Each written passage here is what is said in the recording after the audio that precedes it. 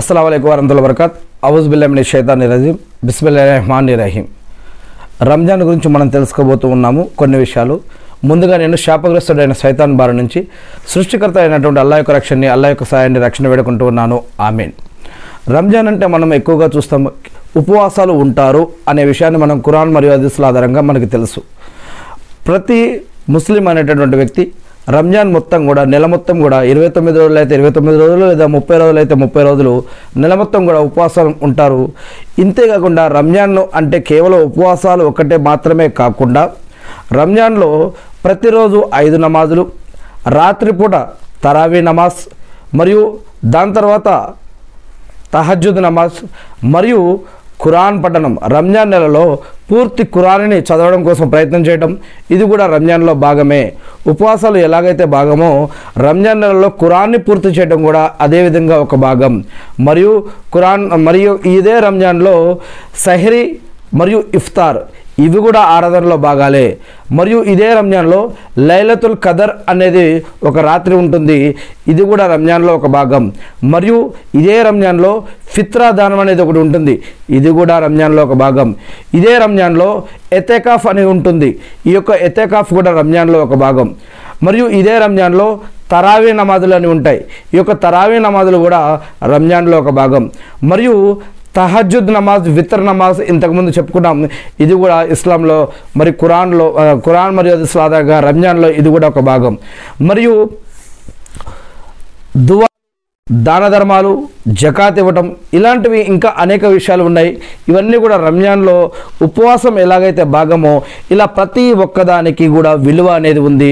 ఇవన్నీ కూడా కలిపి రంజాన్లో భాగాలు. అంతేకాకుండా ఈ యొక్క రంజాన్లో ప్రతి ఒక్క విషయానికి కూడా వారి యొక్క పాప క్షమాపణకి దారితీస్తుంది. పాపాలు క్షమించబడటం కోసం, పుణ్యాల స్థాయి పెంచుకోవడం కోసం, నరకం నుంచి రక్షించబడటం కోసం, స్వర్గంలో అత్యుత్తమ స్థానాలు పొందడం కోసం ఇవన్నీ కూడా మనం బ్రతికి ఉన్నప్పుడే చేసుకునేటటువంటి ఆమాళ్ళు లేదా పద్ధతులు ఇవన్నీ కూడా రంజాన్ యొక్క శుభాలు. మరియు రంజాన్ అంటే కేవలం కొంతమందిని మనం చూస్తూ ఉంటాం, రంజాన్లో కేవలం కొన్ని ఆఫర్సు, కొన్ని బిజినెస్లు, కొన్ని సంపాదన కోసం కొంతమంది ఒక ప్రత్యేకమైన నెలగా కొంతమంది అనుకుంటూ ఉంటారు. కానీ రంజాన్ నెల అటువంటిది కాదు. రంజాన్ నెల ఖర్చులు పెంచే నెల కాదు, ఖర్చులు తగ్గించేటటువంటి నెల. రంజాన్లో రకరకాల కొత్త వంటలు చేసుకొని తినేటటువంటి నెల కాదు. రంజాన్లో మనం సాదాసీదాగా ఉండే జీవనం గడిపేటటువంటి ఒక నెల.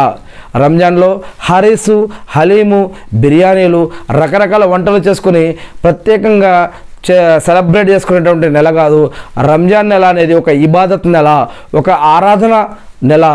ఇది రంజాన్ని ప్రత్యేకంగా అల్లాహ్ సుబ్హానహు వ తఆలా ఖురాన్లో చెప్పడం జరిగింది, రంజాన్ ముబారక్ అని. ఇది ఒక ముబారక్ నెల, ఒక పరిశుద్ధమైనటువంటి నెల, ఒక గొప్ప నెల అని ఈ యొక్క నెల గురించి చెప్పడం జరుగుతుంది.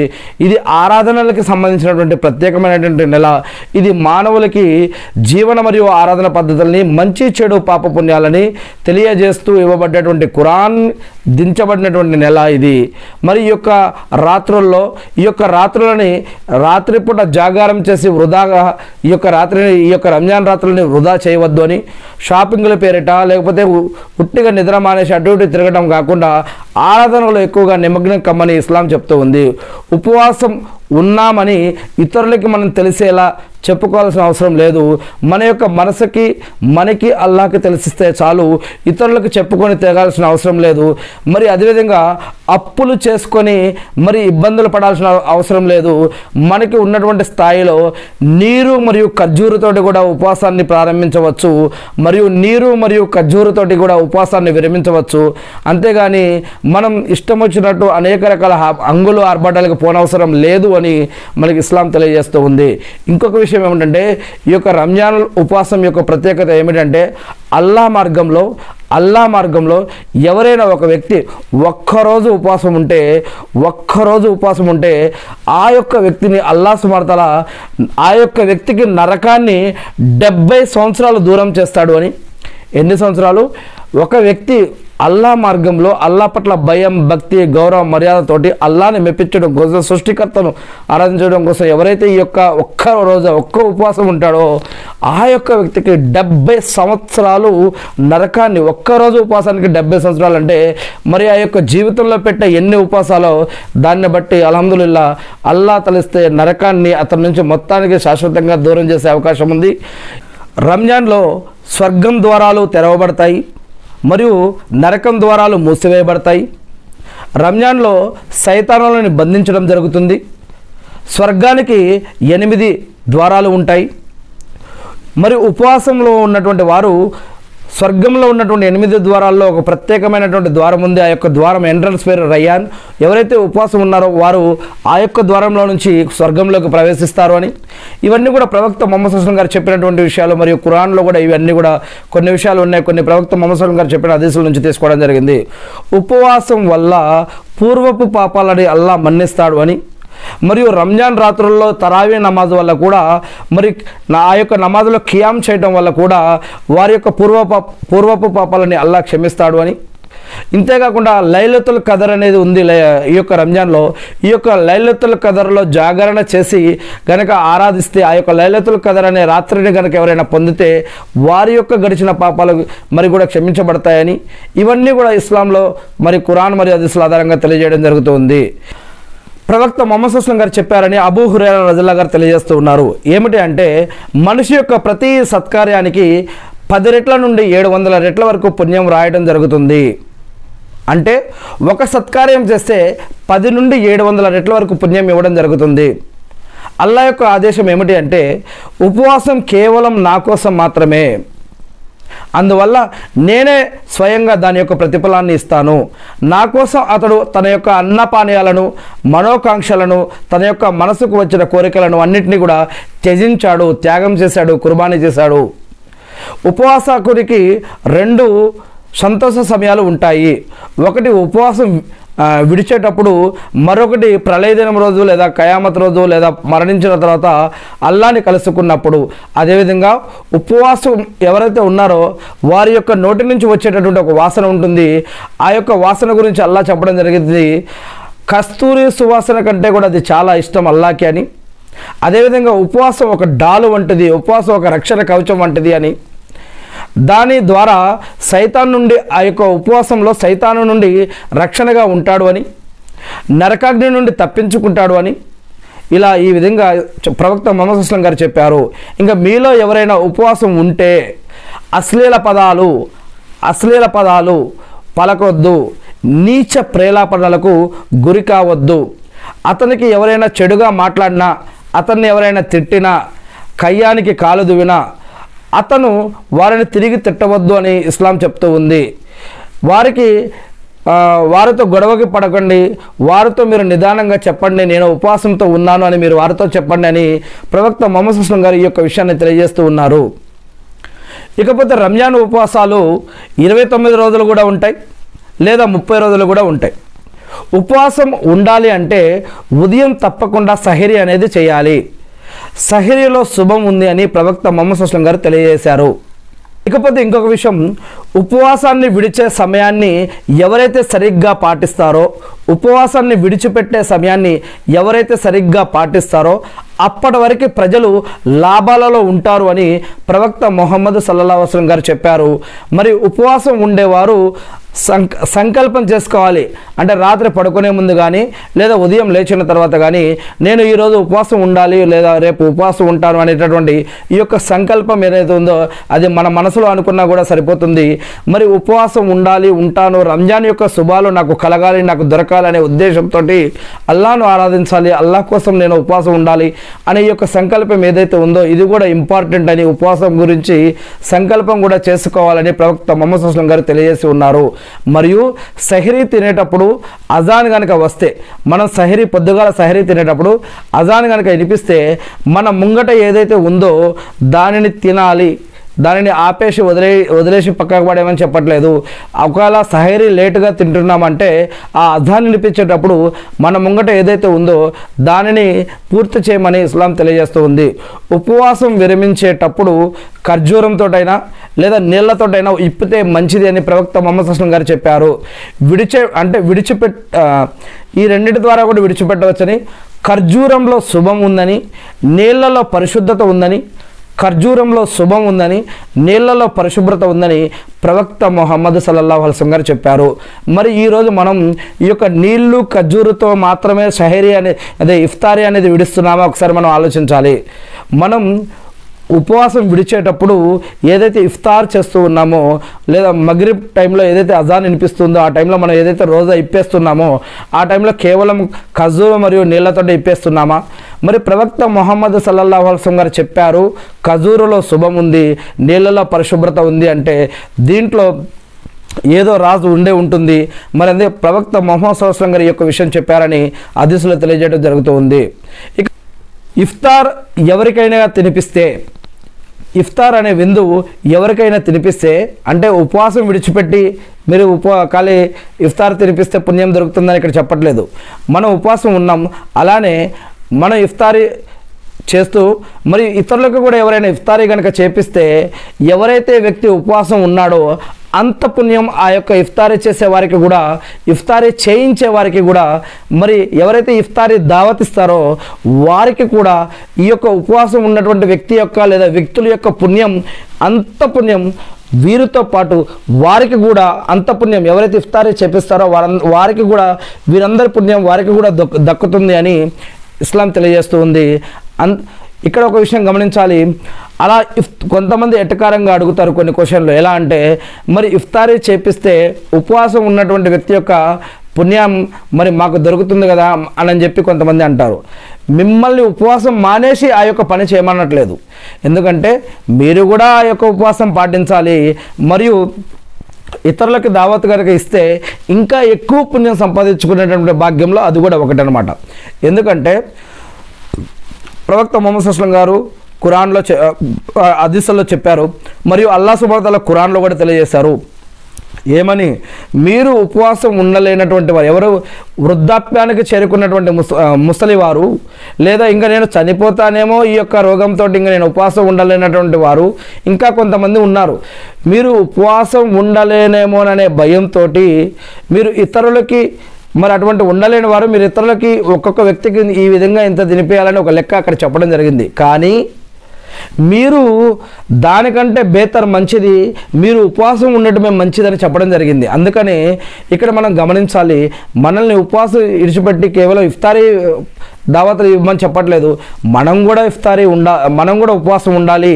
ఇంకా ఎక్కువ పుణ్యం సంపాదించడం కోసం ఇతరులకి కూడా ఇఫ్తారీ ఏర్పాట్లు, ఇఫ్తారీ తినిపించడం లాంటివి చేయడం వల్ల ఇంకా ఎక్కువ పుణ్యం లభిస్తుందని ఇక్కడ తెలియజేస్తున్నటువంటి ఒక విషయం. ఇకపోతే ఇఫ్తారీ అయిపోయిన తర్వాత అంటే ఎవరైతే ఈ యొక్క ఉపవాసం ఇప్పుతున్నారో వారి కోసం ఒక దువా ఉంది, అరబ్బీలో ఉంది. అది ఆల్రెడీ ఇంతకుముందు మనం తెలుగు బుఖారీలో చెప్పడం జరిగింది. దాన్ని నేను ఇక్కడ తెలుగులో చెప్తున్నాను. ఆ యొక్క దువా యొక్క అర్థం ఏమిటంటే, ఓ అల్లా, దాహం తీరింది, నరాలు చల్లబడ్డాయి, ఇన్షా అల్లా తలిస్తే ప్రతిఫలం తప్పకుండా లభిస్తుంది అనే ఈ యొక్క దువా యొక్క అర్థం అన్నమాట. ఇక అసత్యం, అధర్మ కార్యాలు వదలకుండా, అర్థమవుతుందా? అసత్యం అంటే ఏమిటి, అధర్మ కార్యాలు అంటే ఏమిటి ఒకసారి ఆలోచించండి. అబద్ధము, మోసము, చెడు పనులు, క్రైము, నేరాలు, ఘోరాలు, షిర్కు, బిదాత్, హరాము ఇటువంటివి వదలకుండా కేవలం ఉపవాసం ఉంటే మాత్రం అటువంటి ఉపవాసం దేనికి పనికిరాదు. చెడు పనులు, అసత్య కార్యాలు, అధర్మ కార్యాలు, పాప కార్యాలు వదలకుండా ఉపవాసం ఉంటే ఆ ఉపవాసం దేనికి పనికిరాదు అని ఇస్లాం తెలియజేస్తూ ఉంది. అసత్యం, అధర్మ కార్యాలు వదలకుండా కేవలం అన్న పానీయాలు వదిలేస్తే అటువంటి ఉపవాసం అల్లాహకు ఇష్టం లేదు అని ప్రవక్త ముహమ్మద్ సల్లల్లాహు అలైహి వసల్లం గారు తెలియజేస్తూ ఉన్నారు. ఇక ఇంకొక విషయం, ఉపవాసంలో ఉన్నప్పుడు హిజామా వైద్యం చేపించుకోవచ్చు. అంటే హిజామా వైద్యం అనేది ఒకటి ఉంది ఇస్లాంలో. ఆ యొక్క వైద్యాన్ని హిజామా అంటే మన లోపలికి ఎనర్జీ కోసం ఏం తీసుకోకూడదు, కానీ లేదా ఈ యొక్క హిజామా వైద్యం అనేది అది తెలిసిన వారికి తెలుసు, మనం లోపలికి తీసుకోవట్లేదు కానీ బయటికి చెడు రక్తాన్ని తీస్తున్నారు, మరి ఇటువంటిది అయితే చేపించుకోవచ్చు అనేటువంటి హదీసులు ఇస్లాంలో దొరుకుతాయి. మరియు సహరీ తర్వాత కూడా గుసులు స్నానం అనేది చేసుకోవచ్చు. అంటే పొద్దుగాల ఎవరైనా గుసుల్లో ఏదైనా అశుద్ధతతో ఉంటే కనుక షహరీ టైం అయిపోతుంది అనుకోండి, ముందుగా తొందరగా షహరీ చేసేసి షహరీ తర్వాత కూడా ఈ యొక్క గుసులు స్నానం అనేది చేసుకోవచ్చు అని మనకి ప్రవక్త ముహమ్మద్ సల్లల్లాహు అలైహి వసల్లం గారి యొక్క హదీసులు దీని గురించి కూడా చెప్పబడ్డాయి. అబూ హురైరా రజుల్లాహు గారు చెప్తూ ఉన్నారు, ప్రవక్త ముహమ్మద్ సల్లల్లాహు అలైహి వసల్లం గారి వద్ద మేము కూర్చొని ఉన్నాము అని అబూ హురైరా రజుల్లాహు గారు ఒక హదీస్ చెప్తూ ఉన్నారు. ఒక వ్యక్తి వచ్చి, ఓ అల్లాహ్ యొక్క ప్రవక్త, నేను నాశనం అయిపోయాను అని విన్నవించుకున్నాడు. అప్పుడు ప్రవక్త ముహమ్మద్ సల్లల్లాహు అలైహి వసల్లం గారు ఏమైంది అని అడిగారు. దానికి ఆ యొక్క వ్యక్తి, ఉపవాసం ఉన్నటువంటి స్థితిలో నేను నా భార్యతోటి సంభోగం చేశాను అని అన్నాడు. ప్రవక్త ముహమ్మద్ సల్లల్లాహు అలైహి వసల్లం గారు, దానికి నీవు పరిహారం చెల్లించాలి అని అన్నారు. అంటే నువ్వు ఒక బానిసను విడుదల చేయగలిగితే ఒక బానిసను విడుదల చేయని అన్నారు. అప్పుడు ప్రవక్త, నాకు బానిసను విడుదల చేసే శక్తి నాకు లేదు అని ఆ యొక్క వ్యక్తి అన్నాడు. మరి ప్రవక్త ముహమ్మద్ సల్లల్లాహు అలైహి వసల్లం గారు, నీవు 2 నెలలు, ఎన్ని నెలలు? 2 నెలలు. ఎన్ని నెలలు? 2 నెలలు నిరంతరం ప్రతిరోజు, రోజు విడిచిపెట్టకుండా ప్రతిరోజు 2 నెలలు కంటిన్యూగా ఉపవాసం ఉండాలి, అలా ఉండగలవా అని ప్రవక్త ముహమ్మద్ సల్లల్లాహు అలైహి వసల్లం గారు ఆ యొక్క వ్యక్తిని ప్రశ్నించారు. దానికి ఆ వ్యక్తి, నేను అలా చెయ్యలేను, అంత శక్తి నాకు లేదని సమాధానం ఇచ్చాడు. అప్పుడు ప్రవక్త ముహమ్మద్ సల్లల్లాహు అలైహి వసల్లం గారు, సరే నీవు కనీసం ఒక 60 మందికి, కనీసం ఎంతమందికి? 60 మందికి అన్నపానీయాలు పెట్టగలవా అని ప్రవక్త ముహమ్మద్ సల్లల్లాహు అలైహి వసల్లం గారు ప్రశ్నించారు. ఆ వ్యక్తి లేదు అని సమాధానం ఇచ్చాడు. అందుకే ఉపవాసం ఉన్న సమయంలో, పగటిపూట దినంలో ఉపవాసం ఉన్న సమయంలో భార్యాభర్తలు కలిసి రమించకూడదు. రాత్రిపూట అయితే అది వేరే విషయం, పగటిపూట మాత్రం దీనికి అవకాశం లేదు అని ఖురాన్లో చెప్పడం జరుగుతుంది. రాత్రిపూట అల్లాహ్ సుబ్హానహు వ తఆలా ఆ యొక్క వెసులుబాటు భార్యాభర్తలకు ఇచ్చాడు, కానీ పగటిపూట మాత్రం ఆ పని చేయకండి, ఉపవాసం ఉన్న స్థితిలో చేయకూడదని చెప్పడం జరుగుతుంది. ఇకపోతే ప్రవక్త ముహమ్మద్ సల్లల్లాహు అలైహి వసల్లం గారు ఆ యొక్క వ్యక్తితో ఏమన్నారంటే, సరే నీవు కూర్చో అని ఆ యొక్క వ్యక్తితో అన్నారు. ప్రవక్త ముహమ్మద్ సల్లల్లాహు అలైహి వసల్లం గారు వేచి అలానే వెయిటింగ్ చేస్తూ ఉన్నారు. ఇంతలో ప్రవక్త ముహమ్మద్ సల్లల్లాహు అలైహి వసల్లం గారి వద్దకి ఖర్జూరాలతో నిండిన ఒక సంచి తీసుకురావడం, ఆయన వద్దకు ఒక సంచి తీసుకువచ్చారు ఒకళ్ళు. ప్రవక్త ముహమ్మద్ సల్లల్లాహు అలైహి వసల్లం గారు, ఆ వ్యక్తి ఎక్కడా అని అడిగారు. ఎవరు? ఇంతకుముందు ఆ యొక్క ప్రశ్నలు అడిగినటువంటి వ్యక్తి. ఆ వ్యక్తి ఎక్కడ అని అడిగారు. ఆ వ్యక్తి, నేను ఇక్కడే ఉన్నాను అని అన్నాడు. ప్రవక్త ముహమ్మద్ సల్లల్లాహు అలైహి వసల్లం గారు, ఈ ఖర్జూరాలను తీసుకో, పేదలకి నీవు సదకా చెయ్యి అని ప్రవక్త ముహమ్మద్ సల్లల్లాహు అలైహి వసల్లం గారు ఆ వ్యక్తితో అన్నారు. దానికి ఆ వ్యక్తి, నాకన్నా పేదవాళ్ళు ఎవరున్నారు అని సదకా చేయడానికి అని అన్నాడు. అల్లాహ్ సాక్షి, మదీనాలో, అల్లాహ్ సాక్షిగా మదీనాలో అన్ని వైపులా నాకంటే పేదవాడు ఎవరూ లేరు అని ఆ వ్యక్తి అన్నాడు. అతని యొక్క ఈ మాటల వల్ల ప్రవక్త ముహమ్మద్ సల్లల్లాహు అలైహి వసల్లం గారు పక్కున నవ్వారు. నవ్వి ఆయన పళ్ళు కనపడ్డాయి. అప్పుడు ప్రవక్త ముహమ్మద్ సల్లల్లాహు అలైహి వసల్లం గారు అతనితో ఏమన్నారంటే, నీవు నీ భార్య బిడ్డలకు ఈ ఖర్జూరాలు తినిపించు అని అన్నారు. మరి ఇక తఫ్సీర్ చూసినట్లయితే కనుక, రంజాన్ ఉపవాసాల స్థితిలో ఒకవేళ ఎవరైనా ఉద్దేశపూర్వకంగా తన భార్యతో సంభోగం చేస్తే ఉపవాసం భంగమైపోతుంది. తన భార్యతో సంభోగం చేస్తే ఉపవాసం భంగమైపోతుంది. ఆ పాపానికి పరిహారంగా ఒక బానిసకు విడుదల చేయాలి. ఆసక్తి లేకపోతే 2 నెలలు నిరంతరం 2 నెలలు ఉపవాసం పెట్టాలి. అదే శక్తి లేకపోతే కనీసం 60 మందికైనా సరే నిరుపేదలకు అన్నం పెట్టాలి. దానికి శక్తి లేకపోతే ఇతరులకు సదకా ధనాన్ని అతనికి ఇవ్వాలి అని ఈ యొక్క విషయం ఇక్కడ తెలియజేయడం జరిగింది. ఇక ఇంకొక విషయం, ప్రయాణంలో ఉన్నప్పుడు 4 రకాతుల బదులుగా 2 రకాతుల నమాజు ఎలాగైతే వెసులుబాటు ఉందో, ప్రయాణంలో ఉన్నప్పుడు ఉపవాసం ఉన్నా పర్వాలేదు, ఉపవాసం ఉండకపోయినా పర్వాలేదు. ప్రయాణంలో ఉన్నప్పుడు ఉపవాసం ఉండలేనటువంటి వారు ప్రయాణం తర్వాత లేదా రంజాన్ తర్వాత ఆ యొక్క ఉపవాసాలను పూర్తి చేసుకోవాలి అని ఖురాన్లో కూడా చెప్పడం జరిగింది. మరి వారు ఉపవాసం ఉండే స్తోమత కనుక ఉంటే ప్రయాణంలో ఉండి వారు ఉండవచ్చు. ఉపవాసం ఉండే స్తోమత కనుక లేదు అంటే ప్రయాణంలో ఉండి వారు ఉండకపోయినా పర్వాలేదు. అంటే ఉంటే పుణ్యమే, ఉండకపోతే పాపం కాదు. ఆ ఉండలేనటువంటి వారు ఈ యొక్క రంజాన్ తర్వాత నెలలో మళ్ళా రంజాన్ వచ్చేలోపు ఈ యొక్క ఉపవాసాలను పూర్తి చేసుకోవడం కోసం ప్రయత్నించాలని ఇస్లాం తెలియజేస్తూ ఉంది.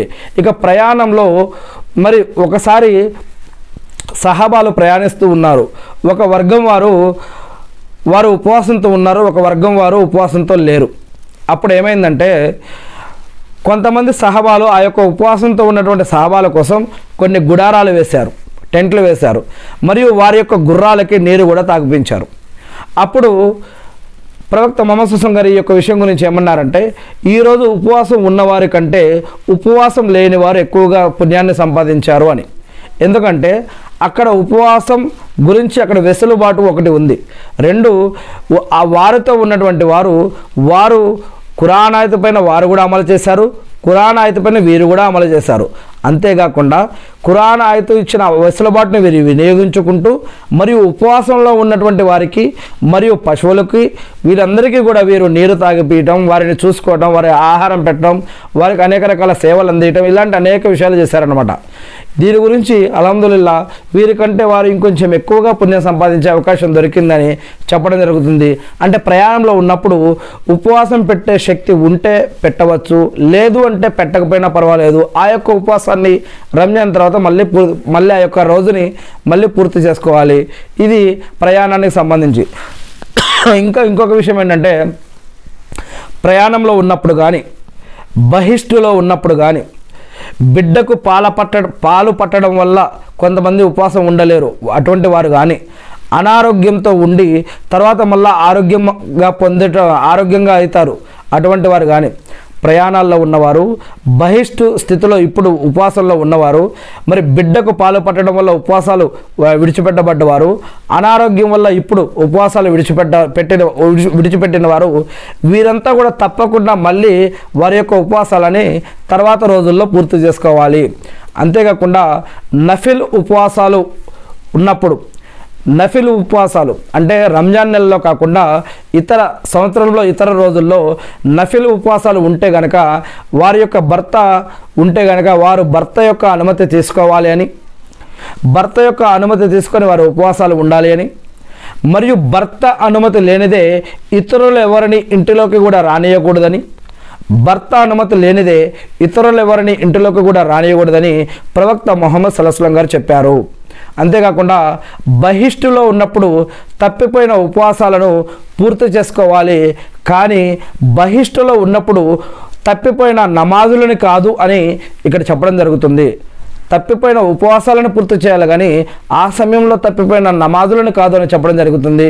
ఇదొక విషయం. ఉపవాసంలో ఉన్నప్పుడు ఎవరైనా ఒక వ్యక్తి మరణిస్తే, ఉపవాసాలు ఉంటూ ఎవరైనా ఒక వ్యక్తి మరణిస్తే కనుక అతని యొక్క వారసులు తర్వాత వారి యొక్క ఉపవాసాలను పూర్తి చేయాలని ఇస్లాం తెలియజేస్తూ ఉంది. ఒక తండ్రి చనిపోయాడు అనుకోండి, వారి యొక్క కుమారులు కనుక ఎవరైనా ఉంటే, మరి ఆ తండ్రి ఉపవాసంలో ఉండగా చనిపోయాడు, మరి ఇంకా రంజాన్ ఉపవాసాలు మిగిలి ఉన్నాయి అంటే వారి యొక్క వారసులు ఈ యొక్క రంజాన్ తర్వాత అంటే వీరు కూడా ఇప్పుడు రంజాన్లో ఉపవాసాలు ఉండాలి కదా, ఇవి ఉండి తర్వాత ఎలాగైతే మరి వీళ్ళు వారి యొక్క ఆస్తిని, తల్లిదండ్రుల ఆస్తులు మనం ఎలాగైతే పంచుకుంటామో, మరి అలానే ఇది ఎలా అయితే హక్కో అలానే ఇలా తల్లిదండ్రులు చనిపోయినటువంటి లేదా ఉపవాసంలో ఉన్నటువంటి వ్యక్తుల యొక్క ఉపవాసాలు ముగియక ముందే వారు కనుక మరణిస్తే వారి యొక్క ఉపవాసాలని వారి యొక్క వారసులు పూర్తి చేయాలని కూడా ఇస్లాం చెప్తూ ఉంది.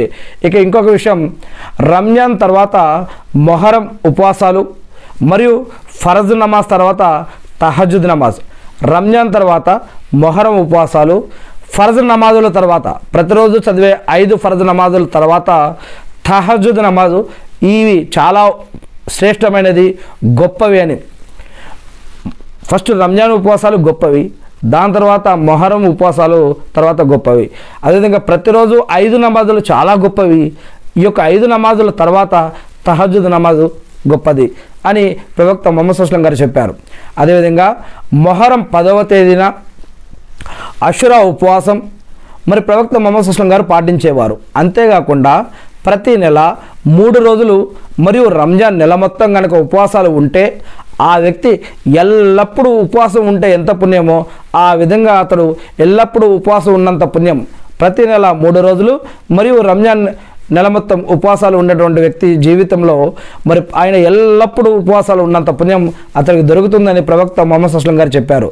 మరియు జిల్హిజ్జా 9వ తారీఖు ఉపవాసం మరియు 2 సంవత్సరాల పాపాలను అంటే గడిచిన 1 సంవత్సరం రాబో 1 సంవత్సరం ఇలా 2 సంవత్సరాల పాపాలు ఎప్పుడు జిల్హిజ్జా 9వ తారీఖు కనుక ఉపవాసం ఉంటే ఇలా 2 సంవత్సరాల పాపాలు పోయే అవకాశం ఈ యొక్క ఉపవాసానికి ఉంది అని ప్రవక్త ముహమ్మద్ సల్లల్లాహు అలైహి వసల్లం గారు సోమవారం రోజు జన్మించారు మరియు సోమవారం రోజే ఆయన పైన ఖురాన్ అవతరింపబడటం కూడా ప్రారంభమైంది. అందుకు ప్రవక్త ముహమ్మద్ సల్లల్లాహు అలైహి వసల్లం గారు సోమవారం రోజు ఉపవాసం కూడా ఉండేవారు అన్నమాట. రంజాన్తో పాటుగా రంజాన్ తర్వాత ఇంకొక నెల వస్తుంది. ఇస్లాం క్యాలెండర్లో రంజాన్ అనేది ఒక నెల. రంజాన్ తర్వాత వచ్చే నెల షవ్వాల్ నెల. ఈ యొక్క షవ్వాల్ నెలలో 6 ఉపవాసాలు, ఈ రంజాన్లో ఉండే 30 ఉపవాసాలు, షవ్వాల్ నెలలో ఉండే 6 ఉపవాసాలు, ఎన్ని 36 ఉపవాసాలు. 36 ఇంటూ మరి ఒక్కొక్క రోజుకు 10 రోజులు అనుకోండి, 36 ఇంటూ 10 360 రోజులు. అంటే ఈ లెక్క నేను హదీస్లో ఉందని చెప్పట్లేదు, కానీ రంజాన్తో పాటుగా షవ్వాల్ నెలలో 6 రోజులు కనుక ఉపవాసం ఉంటే మరి వారు ఎల్లప్పుడూ ఉపవాసం ఉన్నంత పుణ్యం వారికి దక్కుతుంది అని ప్రవక్త ముహమ్మద్ సల్లల్లాహు అలైహి వసల్లం గారు తెలియజేస్తూ ఉన్నారు. అంతేకాకుండా ఈదుల్ ఫిత్ర్, ఈదుల్ అదహా అంటే రంజాను, బక్రీదు, ఈదుల్ ఫిత్ర్ మరియు ఈదుల్ అదా ఈ యొక్క పండగ రోజులలో ఉపవాసం ఉండకూడదు అని ప్రవక్త ముహమ్మద్ సల్లల్లాహు అలైహి వసల్లం గారు చెప్పారు. ఇక ప్రత్యేకంగా శుక్రవారం, ఎస్పెషల్లీ శుక్రవారం ఉపవాసం ఉండకూడదు. అంటే మామూలు రోజుల్లో, సంవత్సరంలోని ఇతర రోజుల్లో ఒక శుక్రవారం మంచి రోజు, ఈరోజు ఉపవాసం ఉందామని అలా ప్రత్యేకంగా ఒకరోజు ఉపవాసం ఉండడానికి ఇస్లాం ఒప్పుకోదన్నమాట. శుక్రవారంతో పాటు ఒకరోజు ముందు కానీ, శుక్రవారంతో పాటు ఒకరోజు తర్వాత కానీ కలుపుకొని ఉపవాసం ఉండాలని ఇస్లాం చెప్తూ ఉంది. అంటే గురువారం శుక్రవారమైనా ఉండొచ్చు, లేదా శుక్రవారం శనివారమైనా ఉండొచ్చు అనమాట. అంతేగాని ఒక్క శుక్రవారం మాత్రం ఉంటా అంటే కాదు. ఇంకోటి, శుక్రవారం రాత్రి ప్రత్యేకంగా ఆ ఒక్క రాత్రిని స్పెషల్గా చేసుకొని ఆ ఒక్క రాత్రి స్పెషల్ ఆరాధన చేస్తా అంటే కూడా ఒప్పుకోదు. కానీ అదే రంజాన్లో మరి ఆ నెల మొత్తంలో ఎప్పుడు శుక్రవారం వచ్చినా కూడా మామూలుగా అన్ని రోజులు, ఇది రంజాన్ నెల ప్రత్యేకం కాబట్టి రంజాన్ నెల శుక్రవారంలో కూడా ఉపవాసం ఉండాలి. అదేవిధంగా రంజాన్లో కనుక లైలతుల్ ఖదర్ కోసం ప్రయత్నించే రాత్రులు వస్తే ఆ రాత్రుల్లో జాగారం కూడా చేయాలి. రంజాన్ నెలకు ఉన్నటువంటి రూల్స్ అండ్ రెగ్యులేషన్స్ వేరు, ఇతర నెలల్లో ఉన్నటువంటి రూల్స్ అండ్ రెగ్యులేషన్స్ కొన్ని సమయ సందర్భాలను బట్టి రూల్స్ కూడా కొన్ని ఇవ్వబడ్డాయి ఇస్లాంలో. అబ్దుల్లా బిన్ అమర్ బిన్ ఆస్ రజల్లా గారు చెప్తూ ఉన్నారు ఏంటంటే, ప్రవక్త ముహమ్మద్ సల్లల్లాహు అలైహి వసల్లం గారు నన్ను, ఓ అబ్దుల్లా, నీవు పగలు ఉపవాసం ఉంటున్నావని, రాత్రి నమాజు చేస్తున్నావని అనే వార్త నాకు అందింది. అంటే నీవు అలా చేస్తున్నావని నాకు తెలిసిందని అన్నారు. నేను అవును, అల్లా యొక్క ప్రవక్త అని అన్నాను. అప్పుడు ప్రవక్త ముహమ్మద్ సల్లల్లాహు అలైహి వసల్లం గారు, నువ్వు అలా చెయ్యకు, నువ్వు ఒకసారి ఉపవాసం ఉండు, ఒకసారి ఉపవాసం ఉండకు. అంటే మామూలు రోజుల్లో, రంజాన్లో కాదు. అదేవిధంగా రాత్రి కొంతసేపు నమాజులో గడుపు, మరియు నీవు కొంతసేపు నిద్రపో.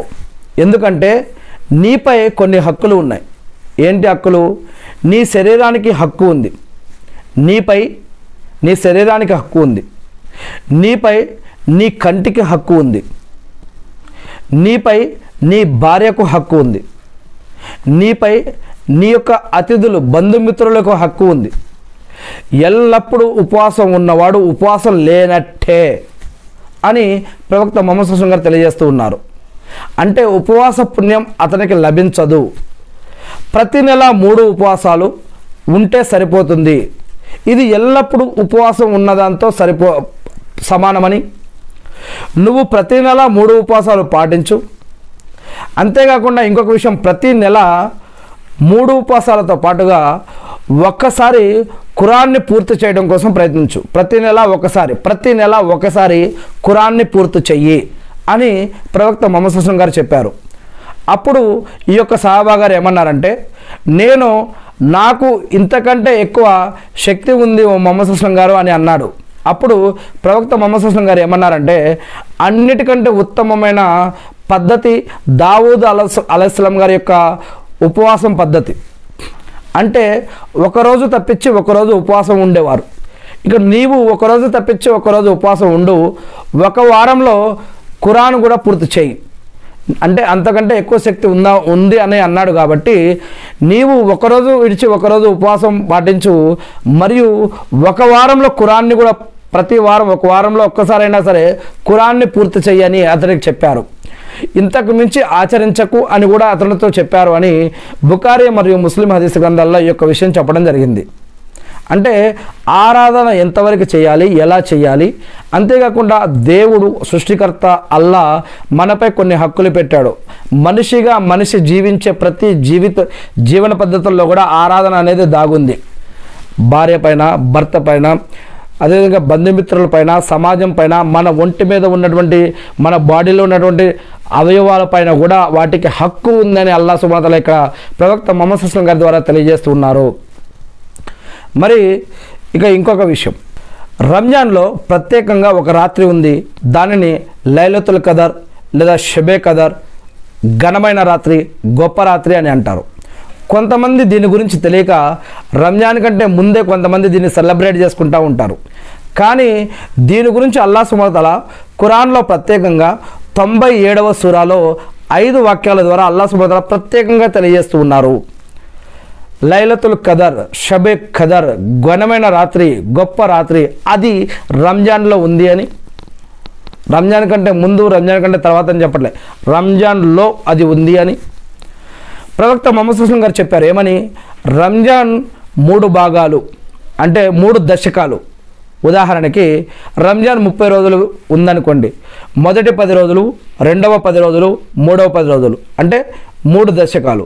ఈ యొక్క 1, 2, 3 ఈ చివరి 3వ దశకంలో ఈ చివరి 10 రోజుల్లో ఈ యొక్క లైలతుల్ కదర్, షబే కదర్, మరి ఈ యొక్క ఘనమైన రాత్రి, గొప్ప రాత్రి ఈ యొక్క చివరి దశకంలో వెతకండి అని. అది కూడా బేసి రాత్రులలో, అంటే బేసి రాత్రులు అంటే మరి 21, 23 ఈ విధంగా బేసి రాత్రులు అనేవి ఉన్నాయి. అంటే ఒకరోజు విడిచి ఒకరోజు చివరి 10 రోజుల్లో.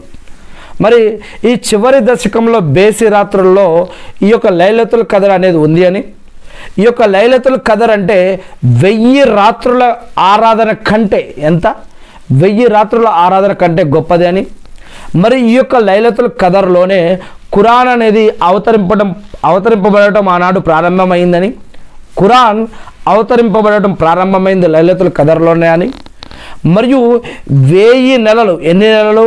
1 నెల 2 నెలలు కాదు, 1000 నెలలు కంటే అధికం.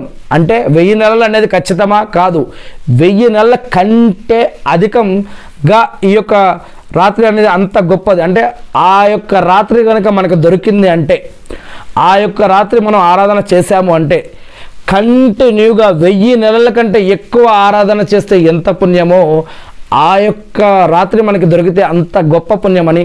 1000 నెలల కంటే ఎక్కువ ఆరాధిస్తే కంటిన్యూగా ఎంత పుణ్యమో అంత పుణ్యమని. ఇవన్నీ కూడా ఇస్లాంలో చెప్పబడడం జరిగింది. ఖురాన్లో 97వ సూరాలో కూడా ఈ యొక్క విషయం చెప్పడం జరిగింది. ఇక దైవదూతలు ఆ రోజు, ఆ రాత్రి జిబ్రీల్ అలైహిస్సలాం గారు మరియు అనేక మంది దైవదూతలు అల్లా యొక్క ఆజ్ఞలని దివి నుంచి భూమికి ఆ రోజు అల్లా యొక్క ఆజ్ఞ మేరకు తీసుకువస్తారు అని. ఇవన్నీ కూడా ఖురాన్లో చెప్పబడ్డటువంటి విషయాలు. ఆ రాత్రి తెల్లవారేదాకా ఉంటుంది, ఆ రాత్రి తెల్లవారే వరకు ఉంటుందని ఇస్లాంలో తెలియజేయడం జరుగుతూ ఉంది. మరియు కొన్ని హదీసుల ఆధారంగా ఆ యొక్క రాత్రి 21, 22 విడిచిపెట్టి 23, 24 విడిచిపెట్టి 25, 26 విడిచిపెట్టి 27, 28 విడిచిపెట్టి 29, అంటే 21, 23, 25, 27, 28, 29 రాత్రులలో ఆ యొక్క రాత్రిని వెతకడానికి ప్రారంభించేవారు అని అనేక హదీసులు మనకి ముందు ఉన్నాయి. మరి ఈ యొక్క షబే ఖదర్లో ఎతేకాఫ్ అనేది ఒకటి ఉంది. ఈ ఎతేకాఫ్కి కూడా చాలా ప్రత్యేకత ఉంది. మనం ఈ యొక్క ప్రారంభంలోనే మనం చెప్పుకున్న రంజాన్ ఆరాధనలో షబే ఖదర్ వెతకడం ఒక ఆరాధన, ఎతేకాఫ్ ఒక ఆరాధన, ఉపవాసం ఒక ఆరాధన, ఖురాన్ చదవడం ఒక ఆరాధన, సదకా ఖైరాతులు ఒక ఆరాధన, జకాత్ ఒక ఆరాధన, ఇలా అనేక విషయాల గురించి మనం చెప్పుకోవడం జరిగింది. అలానే ఈ యొక్క ఉపవాసం ఎలా ఆరాధనో, షెబే కదర్ వెతకడం ఎలా ఆరాధనో, ఎతేకాఫ్ కూడా ఒక ఆరాధన. షెబే కదర్ రోజు ఉదయం, ఏ రోజైతే షెబే కదర్ వస్తుందో ఆ రోజు ఉదయం సూర్యుడు ఉదయిస్తే గనక ఆ ఉదయించే సూర్యుడిలో కిరణాలు అనేవి ఉండవు అని షెబే కదర్ రోజు. అదేవిధంగా రంజాన్ చివరి దశకంలో ప్రవక్త ముహమ్మద్ సల్లల్లాహు అలైహి వసల్లం గారు నడుము బిగించేవారు. అంటే ఎందుకు? ఆయన ఆ యొక్క షెబే కదర్ కోసం ప్రయత్నిస్తూ ఆ రాత్రి ఆయన ఆరాధించడమే కాకుండా ఆయన కుటుంబ సభ్యులందరినీ కూడా మేలుకొల్పేవారు. లేవండి అందరూ ఈరోజు రాత్రి జాగారం చేయండి, ఖురాన్ చదవటం, దువాలు చేయటం, నఫిల్ సున్నత్ నమాజులు కానీ ఇతర నమాజులు కానీ చేసుకోవటం, అల్లాని ఆరాధించటం, అల్లాకి దువా చేయటం, ఖురాన్ చదవటం, ఎక్కువసేపు ఖియామా, నమాజులో ఎక్కువసేపు ఖియామా చేయటం అంటే నిలబడి ఉండి ఎక్కువసేపు సూరాలు చదవటం, మరియు దువాలు చదువుకోవటం, మరియు అజ్గార్ చేయటం, ఇలాంటివి ఎక్కువగా ప్రయత్నించేవారు. ఈ యొక్క ఎతెకాఫ్లో కానీ లేదా ఈ యొక్క లైలతుల్ కదర్ కోసం వెతికే రాత్రుల్లో కానీ ఎక్కువగా ఇటువంటి కార్యక్రమాలు చేసేవారు అన్నమాట. మరి ఖురాన్ పఠనం, నఫిల్ మరియు సున్నత్ నమాజులు, మరియు తరావీ నమాజు, ఖియామా, మరియు విత్ర్ నమాజు, మరియు దువాలు, ఇలా అనేకం ఈ యొక్క రాత్రులలో మనం చేస్తూ ఉంటాం. ఇకపోతే ఎవరైనా సరే ఈ యొక్క లైలతుల్ కదర్ కోసం కనుక ఎవరైతే ప్రయత్నిస్తారో వారి కోసం ప్రవక్త ముహమ్మద్ సల్లల్లాహు అలైహి వసల్లం గారు ఒక ప్రత్యేకమైన దువా, ప్రార్థన కూడా చెప్పారు. అల్లాహుమ్మ ఇన్నక అఫూన్ తుహిబ్బుల్ అఫాఫు అన్ని. అంటే దీని యొక్క అర్థం ఏమిటి అంటే, ఓ అల్లా నీవు క్షమించేవాడవు, అల్లా క్షమాపణను నీవు ఇష్టపడేవాడవు, ఓ అల్లా కావున నన్ను క్షమించు అల్లా అని దీని యొక్క అర్థం. అల్లాహుమ్మ ఇన్నక అఫూన్ తుహిబ్బుల్ అఫాఫు అన్ని అని దీని యొక్క అర్థం. ఎవరైనా లైలతుల్ కదర్ కోసం, షెబే కదర్ కోసం ప్రయత్నిస్తే ఈ యొక్క దువా ఎక్కువగా చదువుకుంటూ ఉండాలి. ఇలా నమాజులు, ఖురాన్ చదవటం, మరియు తరావీ నమాజు, ఇతర మరి ఖురాన్ కంప్లీట్ చేయటం, వీటితో పాటు ఇటువంటి దువా కూడా చేసుకోవడం కోసం ప్రయత్నించాలి. అంతేకాకుండా రంజాన్లో ఖురాన్ మొత్తం ప్రవక్త ముహమ్మద్ సల్లల్లాహు అలైహి వసల్లం గారు జిబ్రీల్ అలైహిస్ సలాం గారికి చదివి వినిపించేవారు. మరి ఈరోజు మనం రంజాన్ వస్తుంది, రంజాన్ వెళ్ళిపోతుంది, మనలో ఎంతమంది ఖురాన్ పూర్తి చేస్తున్నారు? తెలుగులోనో, హిందీలోనో, ఇంగ్లీష్లోనో, ఉర్దూలోనో, అరబ్బీలోనో, దాంట్లో అసలు సంవత్సరంలో మనం ఎప్పుడు చదువుతున్నాం ఖురాన్ని? మరి రంజాన్లో మరి ఆ యొక్క ఖురాన్కి ఉన్నటువంటి రంజాన్లో ఉపవాసం ఎలా ఉంటున్నామో, రంజాన్లో నమాజులు ఎలా అయితే చేస్తున్నామో, రంజాన్లో సదకా ఖైరాతులు, జకాత్ ఎలా అయితే ఇస్తున్నామో, రంజాన్లో ఇతర కార్యక్రమాలు షహీరీ మరియు ఇఫ్తార్ ఎలా అయితే చేస్తున్నామో, రంజాన్లో ఖురాన్ పూర్తి చేయడం కూడా ఆరాధనలో భాగం. ఇది కూడా ఒక భాగం. దీనికి సంబంధించి కూడా సపరేట్ పుణ్యాలు, సపరేట్ కేటగిరీ దీనికి సంబంధించి కూడా ఉంది. ఉపవాసం ఎలాగైతే రంజాన్లో భాగమో, ఖురాన్ పూర్తి చేయడం కూడా రంజాన్లో ఒక భాగం. ఇక ప్రవక్త ముహమ్మద్ సల్లల్లాహు అలైహి వసల్లం గారు రంజాన్లో దాన ధర్మాలు ఎక్కువగా చేసేవారు. దాన ధర్మాలని చాలా స్పీడ్గా జిబ్రీల్ అలైహిస్ సలాం గారు కలిసే రోజైతే కనుక ఇంకా ఎక్కువగా స్పీడ్గా ప్రవక్త ముహమ్మద్ సల్లల్లాహు అలైహి వసల్లం గారు దాన ధర్మాలు చేయడం కోసం ప్రయత్నించేవారు. మరి మనం సంపాదించిన సంపదలో నుంచి ఎలా ఖర్చు పెట్టాలి, ఎప్పుడు ఖర్చు పెట్టాలి, ఎక్కడ ఖర్చు పెట్టాలి, ఎందుకు ఖర్చు పెట్టాలి, దానికోసం ఏమేమి లాభాలు ఉన్నాయి ఇహలోకంలో, సమాధి జీవితంలో, ప్రళయ దినం రోజు, పరలోకంలో కూడా మనం సంపాదించిన సంపద ఖర్చు పెట్టినందుకు ఎటువంటి భోగభాగ్యాలు అల్లా ఇస్తాడనేటటువంటి విషయాలు ఖురాన్ మరియు హదీస్ ఆధారంగా మనం ఇంతకుముందే చెప్పుకొని ఉన్నాము తెలుగు బుఖారీలో. ఎతెకాఫ్ గురించి మనం ఇప్పుడు చెప్పుకున్నాం. ఎతెకాఫ్ అంటే ఏమిటంటే ఆగిపోవటం.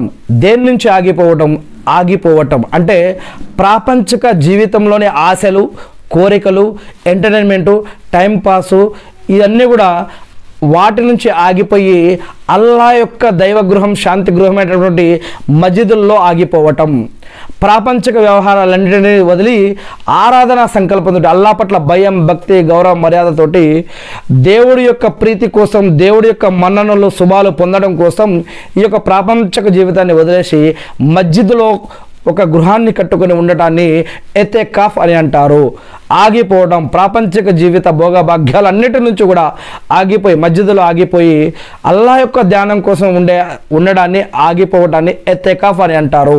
ఈ యొక్క ఎతెకాఫ్లో నమాజ్ చదవటం, ఖురాన్ చదవటం, దరూదు చదవటం, ముహమ్మద్ సల్లల్లాహు అలైహి వసల్లం గారి పైన దరూదు పంపించడం, మరియు ఖురాన్ పూర్తి చేయటం, మరియు ఇతర అనేక ఆధ్యాత్మిక కార్యక్రమాలు దీంట్లో ఉన్నాయి.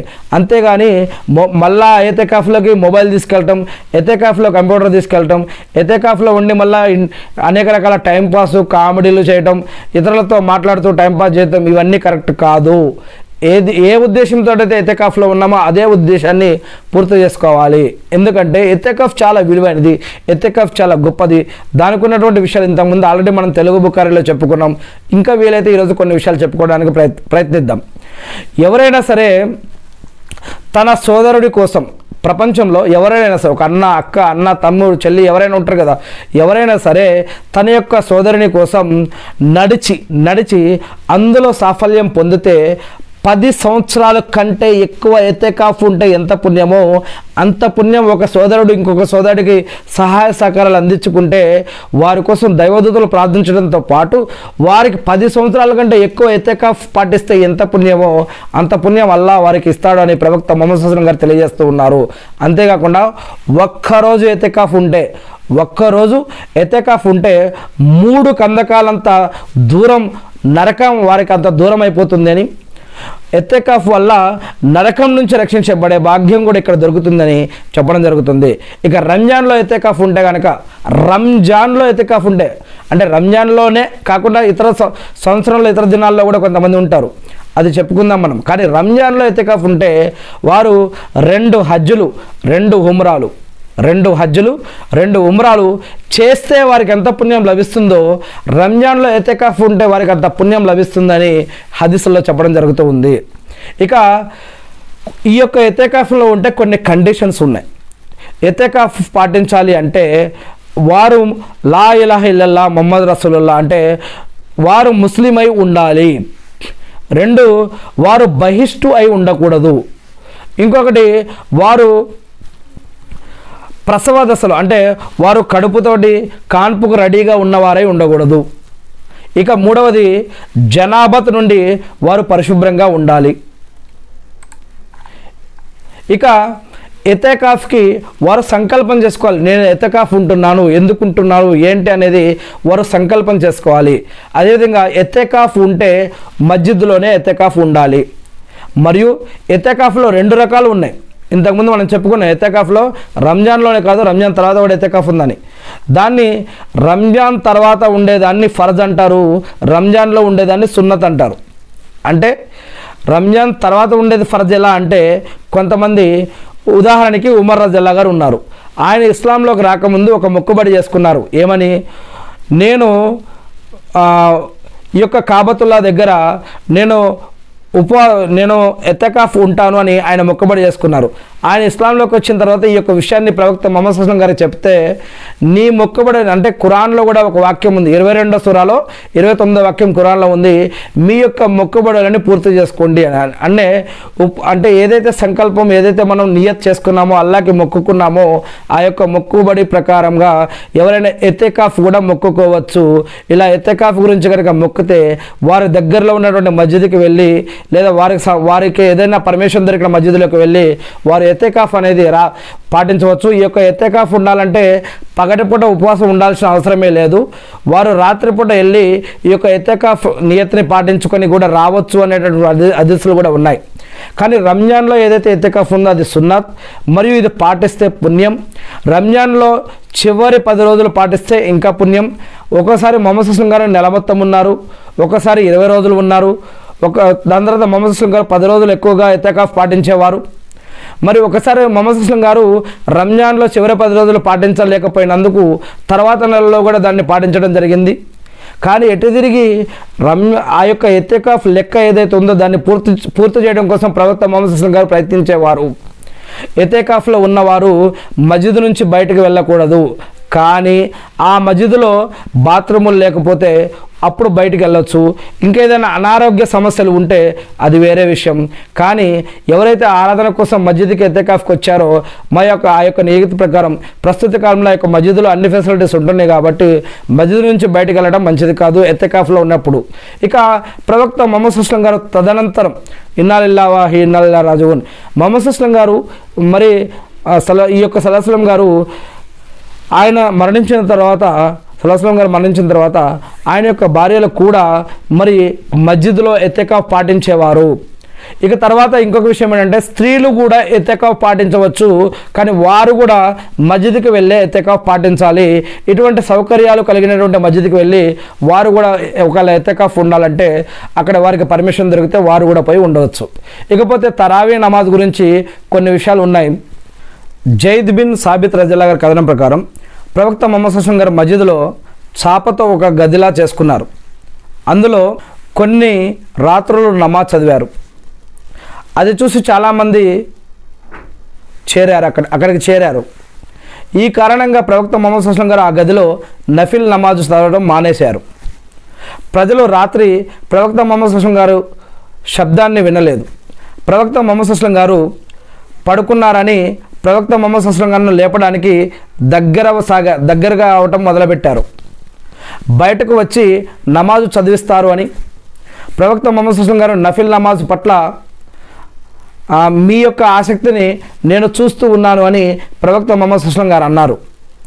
నఫిల్ నమాజ్ పట్ల మీరు ఆసక్తి చూపిస్తున్నారని ప్రవక్త ముహమ్మద్ సల్లల్లాహు అలైహి వసల్లం గారు అన్నారు. ఒకవేళ మీరు ఇంత ఆసక్తిగా ఆచరిస్తే గనక మీపైన ఇది విధిగా లేదా ఫరజుగా విధించబడవచ్చు.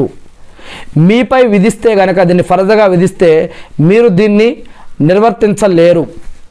అందువల్ల ఓ ప్రజలారా, ఈ యొక్క నఫిల్ నమాజ్ ఏదైతే ఉందో, ఈ యొక్క నఫిల్ ఆరాధన ఏదైతే ఉందో మీరు ఇళ్లల్లో చదువుకోండి. ఎక్కడ చదువుకోండి? ఇళ్లల్లో చదువుకోండి.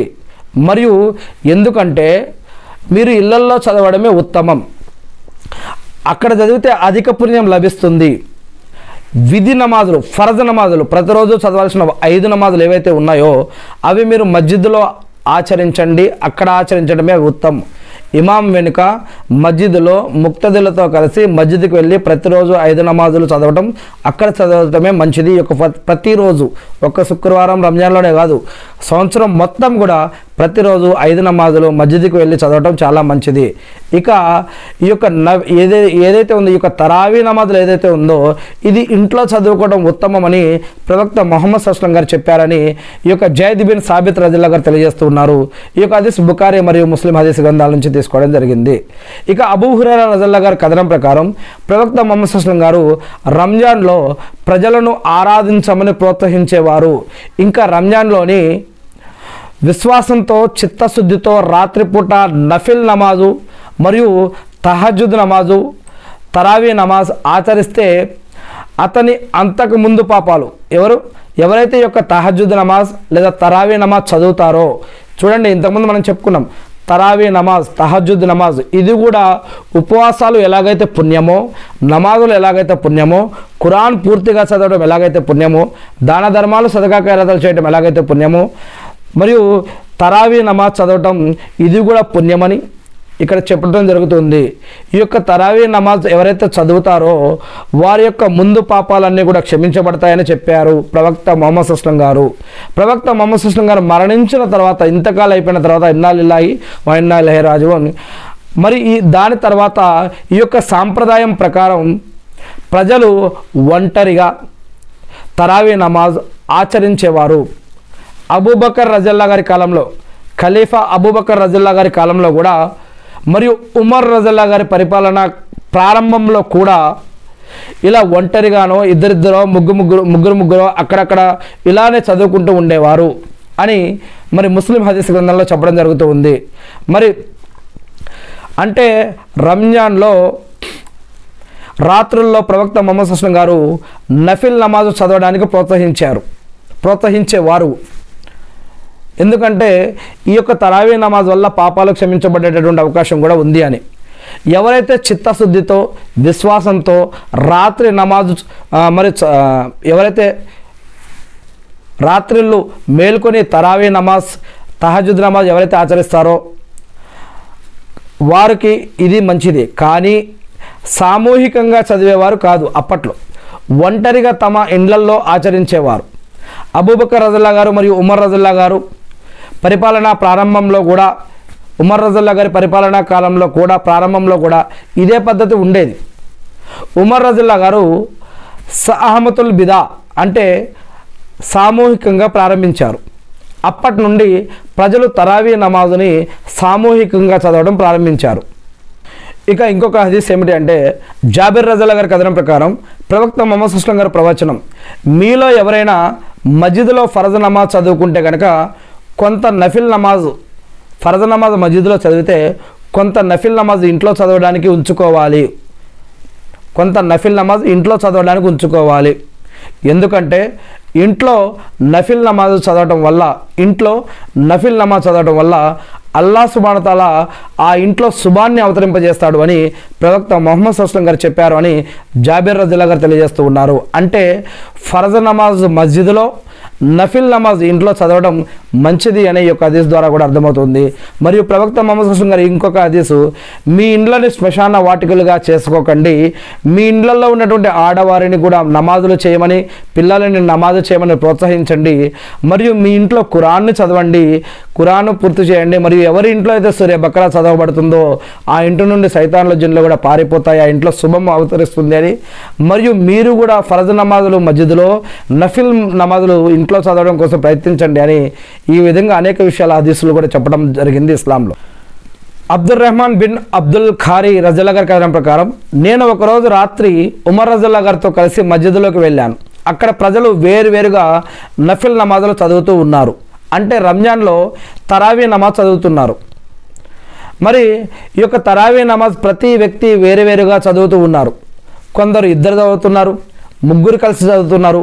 అది చూసి ఉమర్ రజల్లా గారు ఏం చేశారంటే వీళ్ళందరినీ ఒక ఇమాము వెనుక చేస్తే బాగుంటుంది అని చెప్పి నిర్ణయించుకొని ఉబై బిన్ కాబ్ ఇమాముగా చేసి అందరినీ అతని వెనుక నిలబెట్టారు. ఎవరు? ఉమర్ రజల్లా గారు. తర్వాత ఉబై బిన్ కాబ్ రజల్లా గారు అందరికీ తరావీ నమాజ్ చదివించారు. నేను రెండవ రోజు రాత్రి కూడా ఉమర్ బిన్ వెంట మస్జిద్కి వెళ్ళాను. ప్రజలందరూ ఒక ఇమాము వెనుక తరావీ నమాజ్ చదువుతూ ఉన్నారు. అది చూసి ఉమర్ రజల్లా గారు, ఈ పద్ధతి బాగుంది, దీన్ని చదవకుండా మీరు నిద్రపోయే బదులుగా అంటే రాత్రి చివరి భాగంలో చదవలేకపోవడానికి బదులుగా ఇది ఉత్తమంగా ఉంది. అంటే రాత్రి ప్రారంభంలో చదవటం, ప్రజలు ప్రారంభ రాత్రిలో తరావీ నమాజ్ చదువుకునేవారు. అంటే ఇది అసలైతే అర్ధరాత్రి తర్వాత లేదా తెల్లవారుజాము కంటే ముందు, అంటే షైరీ కంటే ముందు, అంటే తహజ్జుద్ నమాజ్ కంటే ఆ సమయంలో చదివితే మంచిది, అర్ధరాత్రి చదివితే మంచిది ఈ యొక్క తరావీ నమాజ్ అనేది. కానీ అసలు ఇడిచిపెట్టడం కంటే కనీసం ఇషా నమాజ్ తర్వాత అన్నా కూడా దీన్ని చదువుకోవడం మంచిది అని ఈ విధంగా ఉమర్ రజల్లా గారు ప్రోత్సహించారు అని ఇక్కడ మనం తెలుసుకుంటూ ఉన్నాము. అంటే ప్రారంభంలో తరావీ నమాజ్ సామూహికంగా కలిసి జమాత్తో జరిగేది కాదు. కొందరు ఒంటరిగా, కొందరు ఇద్దరు, కొందరు ముగ్గురు కలిసి చదువుకునేవారు. ఉమర్ రజల్లా గారి పరిపాలనా కాలంలో అందరినీ ఒకే ఇమాము వెనుక నమాజ్ చదవడానికి పెట్టారు. అయితే రాత్రి ప్రారంభంలో ప్రజలు చదువుకునే దానికంటే రాత్రి చివరి భాగంలో చదివే నమాజు ఉత్తమమైనది అని అన్నారు. అంటే ఈ కొత్త పద్ధతి ప్రవక్త ముహమ్మద్ సల్లల్లాహు అలైహి వసల్లం యొక్క సాంప్రదాయానికి అనుగుణంగా ఉంది అని అర్థం అన్నమాట. ఇక చివరిగా నేను ఒక్క విషయాన్ని చెప్పి నేను ముగించడం కోసం ప్రయత్నిస్తాను. సాయిబ్ బిన్ యజీద్ రజల్లా గారు చెప్తూ ఉన్నారు ఏమని, ఉమర్ రజల్లా గారు ఉబై బిన్ కాబ్ రజల్లా గారిని, తమీమ్ దారీలను రంజాన్లో ప్రజలకు ఎన్ని రకాతులు? 11 రకాతులు. 11 రకాతులు. రంజాన్లో 11 రకాతులు చదివించమని ఆదేశించారు. ఎవరు? ఉమర్ రజల్లా గారు. ప్రజలకు 11 రకాతులు చదివించమని ఆదేశించారు. ఉబై బిన్ కాబ్ రజల్లా గారిని మరియు తమామ్ దారీలను ఉమర్ రజల్లా గారు ఆదేశించారు. ఇమాము 100 ఆయతులు గల సూరా పఠించేవారు. ఇంకా ఖారీ ప్రజలకు 100 కంటే ఎక్కువే ఆయతులు ఖారీ చదివించగల సూరా పఠించేవారు. ఇక ఖియామ్ దీర్ఘంగా ఉండటం వల్ల, ఖియామ్ అంటే ఎక్కువసేపు నిలబడి ఖియామ్ చేయటం వల్ల మాలో బలహీనులు కర్ర సహాయంతో నిలబడేవారు.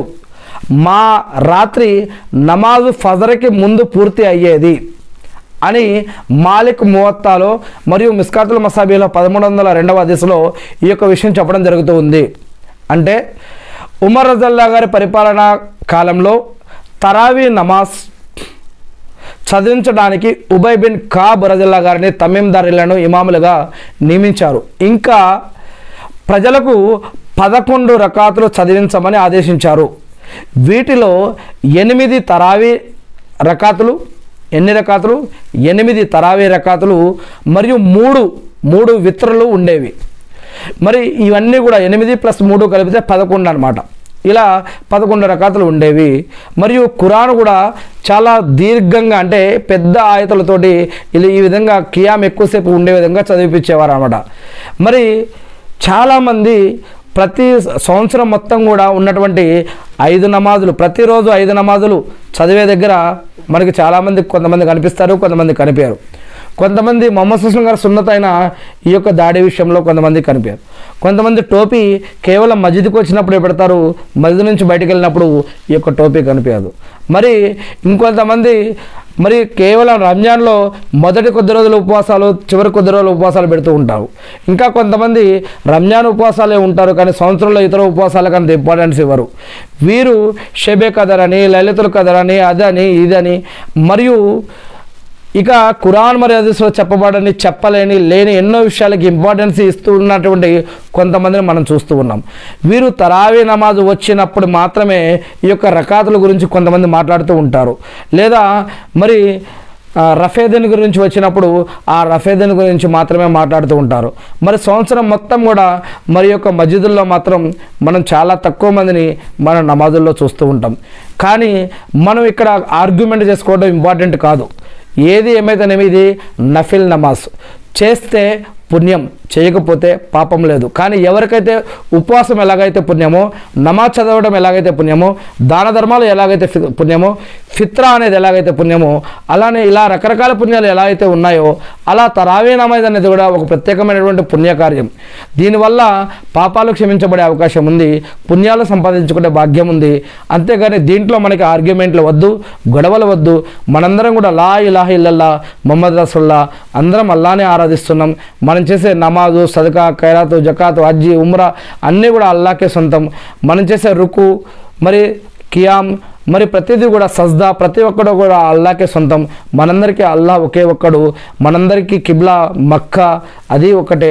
మనకి అందరం కూడా మళ్ళా ఖయామత్ అనేది ఉంది, ప్రళయ దినం అనేది ఉంది, స్వర్గం నరకాలు అనేవి ఉన్నాయి. మరి మనందరి యొక్క దైవ గ్రంథం ఖురాన్ మాత్రమే అంతిమ గ్రంథం. మరియు మనందరి యొక్క చివరి ప్రవక్త అల్లా యొక్క ప్రవక్త మొహమ్మద్ సల్లల్లాహు అలైహి వసల్లం గారు మాత్రమే. ఆ యొక్క మొహమ్మద్ సల్లల్లాహు అలైహి వసల్లం గారి పైన శాంతి కలుగుగాక, ఆమీన్. మరియు ఇదే కాకుండా ఇంకోటి ఫిత్రా అనేది కూడా ఇంకొకటి ఉంది. ఈ యొక్క ఫిత్రా గురించి కూడా ఉంది. ఫిత్రా అంటే ఉపవాసం విరమించటం. ఎవరైనా సరే రంజాన్లో ఉన్నప్పుడు చిన్న చిన్న తప్పులు వారి వల్ల అనుకోకుండా జరిగిపోతూ ఉంటాయి. అటువంటి వారి యొక్క పాపాలు క్షమించబడి పుణ్యాలు సంపాదించి రంజాన్ యొక్క శుభాలు ఇంకా ఎక్కువగా సంపాదించాలంటే ఇక ఫిత్రా దానం అనేది కూడా ఒకటి ఉంది. దీని గురించి మనం ఇంతకుముందు తెలుగు బుఖారీలో చెప్పుకోవడం జరిగింది. ఫిత్రా అనేది ఎంత ఇవ్వాలి, ఎప్పుడు ఇవ్వాలి, ఎలా ఇవ్వాలి, ఎందుకు ఇవ్వాలి, దానివల్ల లాభాలు ఏంటి అనే యొక్క విషయాలు కూడా మనం తెలుగు బుఖారీలో చెప్పుకోవడం జరిగింది. అంతేకాకుండా జకాత్ అనేది సదకా, ఖైరాతులు, దాన ధర్మాలు ఎవరివ్వాలి, ఎవరికి ఇవ్వాలి, ఎంత ఇవ్వాలి, దానివల్ల ఏమేమి లాభాలు ఉన్నాయి. అదేవిధంగా ఎవరైతే సూదు హరాం ఏదైతే ఉందో, ఎవరైతే సూదు యొక్క ఎవరైతే వడ్డీని విడవలేదో వారు అల్లా రసూల్కి సా జంకర్ అంటే ప్రవక్త అల్లాతోటి మరియు ప్రవక్తతోటి జంగుకి రెడీ కండి అని ఖురాన్లో ఒక వాక్యం సూర్య బక్రాలో చెప్పడం జరుగుతుంది. మరి ఈ యొక్క సూదు డబ్బులు మరి సూదు సంపాదించేసి దాన్ని జకాత్గా, సదకా, ఖైరాతులుగా ఇస్తే మరి అల్లా ఒప్పుకుంటాడా? ఒక్కసారి ఆలోచించండి. అందుకే మనం ఇంతకుముందు ఖురాన్ వాక్యంలో మరియు హదీస్లో కూడా చెప్పడం జరుగుతుంది. ఏంది, ఎవరైతే అన్నపానీయాలు మానేసి కేవలం అన్నం మరియు నీళ్లు మానేసి మరి ఎవరైతే అసత్యం మరియు అధర్మం వదలలేదో వారి యొక్క ఉపవాసం అల్లా వద్ద స్వీకరించబడదు. అటువంటి ఉపవాసం ఉన్నా కూడా అది అల్లాకు ఇష్టం లేదని చెప్పడం జరుగుతుంది. అదేవిధంగా అల్లా ఏ విధంగా జీవించాలి, జీవించకూడదు, ఏది మంచి, చెడు, పాపం, పుణ్యం, హలాల్ అంటే ఏంటి అనేది ప్రతిదీ కూడా మనకి ఒక ప్రవక్తనిచ్చి గ్రంథాన్ని ఇచ్చి అల్లా సుబ్హానహు వ తఆలా మనకి నేర్పి ఉన్నారు. మరి నేను ఆ సృష్టికర్త అయిన అల్లాని ప్రార్థిస్తూ ఉన్నాను. అల్లా మీరు ప్రవక్త ముహమ్మద్ సల్లల్లాహు అలైహి వసల్లం గారి ద్వారా ఏదైతే ఖురాన్ మరియు హదీసులు మాకు అందజేశారో వాటిని మేము తెలుసుకుని, నేర్చుకుని, అర్థం చేసుకుని, గుర్తుపెట్టుకుని వాటి ప్రకారం మేము జీవిస్తూ మిమ్మల్ని ఆరాధిస్తూ తెలియని ఇతర మా సోదరి సహోదరులకు కూడా తెలిపే భాగ్యాన్ని మాకు ప్రసాదించండి వల్ల, ఆమీన్. అల్లా మేము చేసిన తప్పులను క్షమించండి వల్ల అల్లా మీరు మాపై ఉంచిన బాధ్యతలు నిర్వర్తించడం కోసం కావలసిన ఉపాధిని బర్కత్ని రక్షణని సహాయాన్ని మాకు ప్రసాదించండి వల్ల ఆమీన్. అల్లా మరి ఏ విధంగా అయితే మీ యొక్క ప్రవక్త గారి యొక్క సహబాలు 6 నెలల ముందు నుంచే మాకు రంజాన్ భాగ్యాన్ని ప్రసాదించమని, 6 నెలలు రంజాన్ వెళ్ళిపోయిన 6 నెలలు రంజాన్ యొక్క శుభాలను మరి మీ యొక్క దయానుగ్రహాల వల్ల ఏదైతే రంజాన్ని మాకు ఇచ్చారో మరి యొక్క రంజాన్లో మీ యొక్క దయ వల్ల మేము ఏదైతే చేయగలిగామో వాటిని స్వీకరించండి అని 6 నెలల తర్వాత కూడా వారు ఏ విధంగా ప్రార్థించేవారో అటువంటి తక్కువని మాకు ప్రసాదించండి వల్ల అల్లా మాకు కూడా రంజాన్ యొక్క భాగ్యాన్ని ప్రసాదించండి వల్ల ఆమె. అదేవిధంగా గడిచిన రంజాను మరి ఇప్పుడు రాబో రంజాన్లో కూడా అల్లా మా అందరి యొక్క పాపాలను క్షమించండి వల్ల మా యొక్క నమాజులు సదకా ఖైరాతులు జకాతులు హజుమ్రాలు వల్ల ఖురాన్ పట్టణం మరియు తరావీలు ఫిత్రా సదకా ఖైరాతులు వల్ల తరావీ నమాజులు మరియు ఇతర మంచి కార్యాలు మీ యొక్క దయానుగ్రహాలతో ఏవైతే జరిగాయో ఎవరైతే మరణించిన నీ యొక్క దాసులు ఉన్నారో ఇప్పుడు బ్రతికి ఉన్నారో రాబోతూ ఉన్నారో అటువంటి నీ యొక్క దాసులు ఎవరైతే నిన్ను ఆరాధిస్తూ ఖురాన్ మరియు హదీసుల ఆధారంగా నిన్ను అర్జిస్తూ ఆరాధిస్తూ ఉన్నారో అటువంటి నీ యొక్క ప్రతి దాసుడి తరపున మేము మిమ్మల్ని ప్రార్థిస్తూ ఉన్నాం వల్ల మా అందరికీ కూడా రంజాన్ యొక్క శుభాలను ప్రసాదించండి వల్ల ఆమీన్. అదేవిధంగా వల్ల షిర్క్ నుంచి బిదాత్ నుంచి హరాం నుంచి వల్ల ప్రతి అసూయ నుంచి షిర్క్ నుంచి సైతాన్ నుంచి జిన్నాతుల నుంచి ప్రాణం పోయేటప్పుడు బాధ నుంచి మళ్ళీ సమాధి శిక్షల నుంచి దజ్జాల ఉపద్రవం నుంచి అల్లా మారుతుల నుంచి అల్లా మమ్మల్ని సమాధి శిక్షల నుంచి కాపాడండి వల్ల అల్లా మమ్మల్ని వడ్డీ నుంచి కాపాడండి వల్ల మమ్మల్ని అంటురోగాలు మరియు వీటన్నిటి నుంచి కూడా మమ్మల్ని కాపాడండి వల్ల అల్లా మా అందరికీ కూడా స్వర్గ భాగ్యాన్ని ప్రసాదించండి వల్ల మమ్మల్ని అందరినీ కూడా నరకం నుంచి రక్షించండి వల్ల అల్లా మీరు మాకు కావాల్సిన ఉపాధిని బరకత్ని రక్షణని సాయాన్ని మాకు అందించండి వల్ల ఎవరైతే ప్రార్థించమన్నారో ఎవరి తరపున అయితే ప్రార్థించవలసిన బాధ్యత మాకు ఉందో వారందరి తరపున కూడా మిమ్మల్ని ప్రార్థిస్తూ ఉన్నాం వల్ల వారందరి ప్రార్థనలు కూడా మీ వద్ద అప్పగిస్తూ ఉన్నాం వల్ల మా యొక్క పాపాలను క్షమించండి వల్ల మాకు రంజాన్ భాగ్యాన్ని ప్రసాదించండి వల్ల అల్లా మేము మోయలేనటువంటి బరువును మాపై మోపకండి వల్ల మమ్మల్ని మన్నించి వదిలిపెట్టండి వల్ల మమ్మల్ని క్షమించండి వల్ల మాకు సహాయం చేయండి వల్ల మాకు కావాల్సిన ఉపాధిని బర్కత్ని రక్షణని సహాయాన్ని మాకు ప్రసాదించండి వల్ల అల్లా కరుణామయమైన వల్ల పరిశుద్ధుడైన వల్ల మమ్మల్ని సృష్టించి నడిపిస్తూ ఉన్నటువంటి వల్ల సృష్టికర్తమైన వల్ల అల్లా అనేక తరాలు గడిచినాయి వల్ల అల్లా నేను మీ ప్రవక్తలని దూతలని గ్రంథాలని అంతిమ దినాన్ని మేము విశ్వసిస్తూ ఉన్నాం వల్ల మిమ్మల్ని మాత్రమే అర్థిస్తూ ఉన్నాం వల్ల అష్హదు అన్ లా ఇలాహ ఇల్లల్లాహు అల్లా ఇబ్రాహీం అలైహిస్సలాం గారి పైన ఆయన కుటుంబ సభ్యులపైన ఆయన ఉమ్మతపైన శాంతి సుఖాలు కురిపించిన విధంగా అల్లా ప్రవక్త మొహమ్మద్ సల్లల్లాహు అలైహి వసల్లం గారి పైన ఆయన కుటుంబ సభ్యులపైన ఆయన ఉమ్మతపై కూడా శాంతి సుఖాలు కురిపించి మకామే ముహమ్మద్కు ప్రవక్తగానే వారసుని చేసి అంతిమ దినం వసలతా స్థానాన్ని ప్రవక్త మొహమ్మద్ సల్లల్లాహు అలైహి వసల్లం గారికి ప్రసాదించండి వల్ల ఆమీన్. అల్లాహు అక్బర్. అల్లా మా యొక్క పాపాలను క్షమించండి వల్ల మా యొక్క ప్రార్థనని స్వీకరించండి వల్ల అల్లా మాకు సహాయం చేయండి వల్ల ఎవరైతే ఈ యొక్క ప్రసంగం వింటున్నారో ఈ యొక్క ప్రసంగాన్ని ఎవరైతే ఇతరుల దాకా కూడా చేరుస్తున్నారో వారందరి తరపున కూడా నేను మిమ్మల్ని ప్రార్థిస్తూ ఉన్నాను వల్ల మా అందరికీ కూడా ఇహలోకంలో సమాజ జీవితంలో ప్రళయ దినం రోజు పరలోకంలో కూడా కాపాడి మా అందరికీ కూడా నరకం నుంచి రక్షించి మా అందరికీ కూడా స్వర్గ భాగ్యాన్ని ప్రసాదించి రంజాన్ యొక్క శుభాలను మా అందరిపై కూడా కురిపించండి వల్ల ఆమీన్.